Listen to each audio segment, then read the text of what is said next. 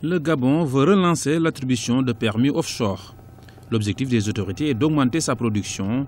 En août 2014, le Gabon avait déjà signé 7 nouveaux permis d'exploration en eau profonde, des contrats qui devraient générer jusqu'à 1,1 milliard de dollars d'investissement. Si on se place du point de vue des investisseurs, l'investisseur veut à chaque fois tirer le maximum de son investissement. Il faut que son retour sur investissement soit le plus élevé possible. Mais néanmoins, en ce qui nous concerne, quand on regarde la plupart des contrats africains, dans un second temps, je dirais que l'État gabonais s'est peut-être rendu compte que les contrats qui sont signés ne sont pas trop en sa faveur.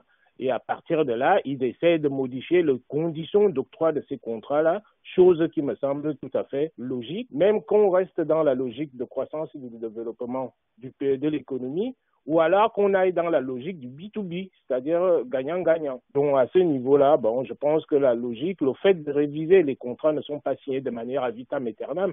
Il faudrait appliquer la logique gabonaise qui me semble assez intéressante dans la mesure où elle consiste à réviser les contrats en fonction, si vous voulez, de la production que vous avez. Donc à partir de là, ce n'est pas une mauvaise chose. Le Gabon avait effectué un audit du secteur pétrolier en 2011 qui avait permis de mettre au jour d'importants manques à gagner pour l'État.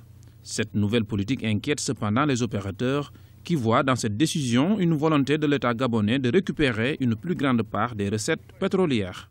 Mais en ce qui concerne maintenant les investisseurs étrangers, ça peut obligatoirement poser un problème qui est l'inquiétude, mais le Gabon peut se prévaloir d'une chose face à l'inquiétude des investisseurs, c'est que, le Gabon est un vieux pays producteur de pétrole, donc à partir de là, ils savent très bien que dès que les conditions seront réunies, ils pourront à nouveau avoir des contrats, si vous voulez, qui sont posés de manière fixe. Parce qu'il ne faut pas oublier qu'il y a la production pétrolière du Gabon qui présente pratiquement 60% de son revenu, a énormément baissé ces dernières années. Si on est passé de 350 000 barils du jour à 230 000 barils du jour.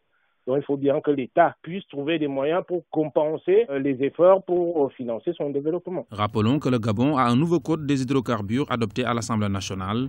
Il devrait permettre au pays de garantir la souveraineté de l'État en matière de recherche, d'exploration, de production et de vente des hydrocarbures. Ce nouveau code devrait remplacer celui en vigueur qui date de 1962. Son objectif, permettre au Gabon de retenir 30% des produits pétroliers d'ici 5 ans, puis 35 à 45% d'ici 20 ans, afin d'atteindre les objectifs de développement économique fixés depuis 1975.